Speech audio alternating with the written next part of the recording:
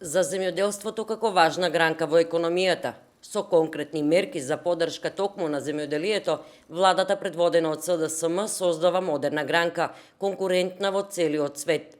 Ова на денес одржаната пресконференција го истакна Павел Иванов, член на Комисија за земјоделство при Општинската организација на СДСМ во Штип.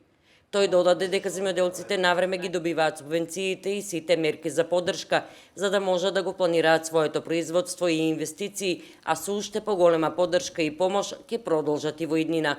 Обезбедени се средства за субвенционирање зелена нафта, за поддршка на тутунскиот, но и лозарскиот сектор, со тоа што ќе се финансираат стартап семени винарии и фарми, за што се планирани 3 милиони евра, рече Иванов.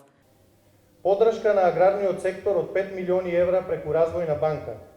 Со 5 милиони евра ги поддржуваме микро, малите и средни предпријатија кои вршат примарно производство, преработувачите и извозот на примарни и преработени земјоделски производи. Платежната картичка за субвенционирање на 50% од зелената нафта за земјоделците. Поланското субвенционирање од 30%, со ова мерка го зголемивме субвенционирањето на потрошувачката на зелена нафта на 50%. Ова мерка ќе опфати 50.000 земјоделци, а вредноста на истата е 4,6 милиони евра. Стимулирање на преработувачите на грозје за производство на нови продукти. Во следните 3 години, нашата финансиска поддршка ќе изнесува 3,5 милиони евра. Овозможуваме јавни приватни партнерства во лозарството и тутунскиот сектор.